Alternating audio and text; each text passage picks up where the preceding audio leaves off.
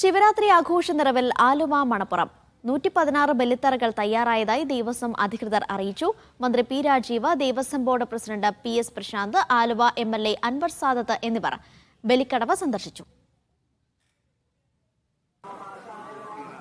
ശിവരാത്രിയോടനുബന്ധിച്ചുള്ള ആലുവ ഈ മണപ്പുറത്തുള്ള ബലിയർപ്പണത്തിന് എല്ലാവിധത്തിലുള്ള സൗകര്യങ്ങളും ഏർപ്പെടുത്തിയിട്ടുണ്ട്. ദേവസ്വം ബോർഡ് പ്രസിഡന്റ് 2 ദിവസമായി തന്നെ സ്ഥലത്തുണ്ട്, ജനപ്രതി MLA ഉണ്ട്, അതുപോലെ മുനിസിപ്പാലിറ്റി എല്ലാവരും ചേർന്ന് ആവശ്യമായിട്ടുള്ള ക്രമീകരണങ്ങൾ വരുത്തിയിട്ടുണ്ട്. ഇപ്പോൾ രാത്രിയോട് 7 മണി കഴിയുമ്പോഴേക്കും നല്ല ജനങ്ങളുടെ ഒഴുക്കുണ്ടാകുമെന്നാണ് പ്രതീക്ഷിക്കുന്നത്.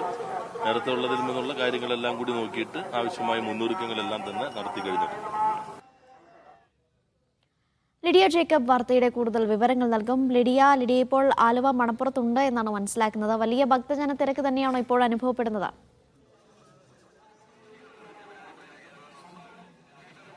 അനീഷ, പിതൃപുണ്യം തേടി ലക്ഷക്കണക്കിന് ആളുകളാണ് ആലുവ മണപ്പുറത്തേക്ക് എത്തുന്നത്. രാവിലെ മുതൽ തന്നെ നിരവധി ആളുകൾ ബലിയർപ്പിക്കാനായി ഇങ്ങോട്ടേക്ക് എത്തുന്നുണ്ട്. ഇപ്പോൾ വൈകുന്നേരം ഒരു ചൂടൊക്കെ കുറഞ്ഞ് വെയിലൊക്കെ കുറഞ്ഞതോടുകൂടി നിരവധി ആളുകൾ, രാവിലത്തേക്കാളും കൂടുതൽ ആളുകൾ ഇങ്ങോട്ടേക്ക് എത്തുന്ന ഒരു കാഴ്ച തന്നെയാണ് നമുക്ക് കാണാൻ സാധിക്കുന്നത്. ഏകദേശം ഒരു 10 മണി കഴിയുമ്പോഴായിരിക്കും ഇത്തരത്തിൽ ക്ഷേത്രത്തിൽ പൂജകളും കാര്യങ്ങളും ഒക്കെ തുടങ്ങുക. പ്രധാനമായും വിളക്ക് പൂജയും ഒപ്പം എഴുന്നള്ളിപ്പിനും ഒക്കെ ശേഷമായിരിക്കും ഔദ്യോഗികമായി ബലിയർപ്പിക്കാനുള്ള കാര്യങ്ങളൊക്കെ, അത്തരത്തിലുള്ള ചടങ്ങുകളൊക്കെ തുടങ്ങുക. ഇത്തരത്തിൽ 12 മണിക്ക് ശേഷമായിരിക്കും അത്തരത്തിൽ ബലിതർപ്പണത്തിലുള്ള കാര്യങ്ങളൊക്കെ തുടങ്ങുക. നാളെ രാവിലെ 7 മണി വരെ ബലിയർപ്പിക്കാനുള്ള സൗകര്യങ്ങളും കാര്യങ്ങളും ഒക്കെ ഒരുക്കിയിട്ടുണ്ട്.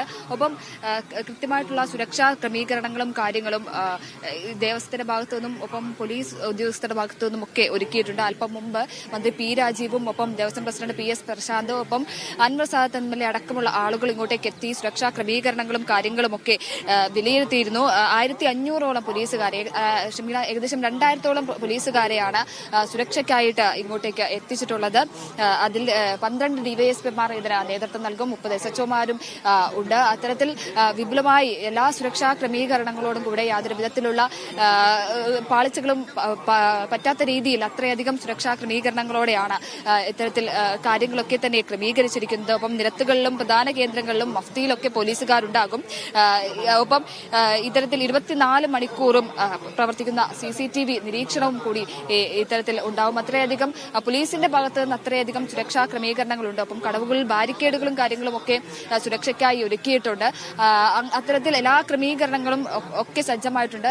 ഭക്തജനങ്ങൾക്ക് കുടിക്കാനുള്ള വെള്ളമടക്കം കാര്യങ്ങൾ സജ്ജമാക്കിയിട്ടുണ്ട്. വിപുലമായിട്ടുള്ള ഒരുക്കങ്ങളാണ്, എല്ലാ വർഷത്തെയും പോലെ തന്നെ വിപുലമായിട്ടുള്ള ഒരുക്കങ്ങൾ തന്നെയാണ് ഇവിടെ നടന്നുകൊണ്ടിരിക്കുന്നത്. അല്പം മുമ്പ് മന്ത്രി പി രാജീവ് സംസാരിച്ചതും അത് തന്നെയാണ്. എല്ലാവിധ സജ്ജീകരണങ്ങളും ഒരുങ്ങിയിട്ടുണ്ട് എന്ന് തന്നെയാണ് മന്ത്രി പി രാജീവ് നമ്മോട് പ്രതികരിച്ചത്. മഫ്തിയിലും ഒക്കെ ഈ സ്ത്രീകളുടെയും ഒക്കെ കുട്ടികളുടെയും ഒക്കെ സുരക്ഷയ്ക്കായും നിരവധി പോലീസുകാരെ, വനിതാ പോലീസുകാരെ അടക്കം വിന്യസിച്ചതാണ് ഇത്തരത്തിൽ സുരക്ഷാ ക്രമീകരണങ്ങളും കാര്യങ്ങളും ഒക്കെ ഒരുക്കിയിരിക്കുന്നത്.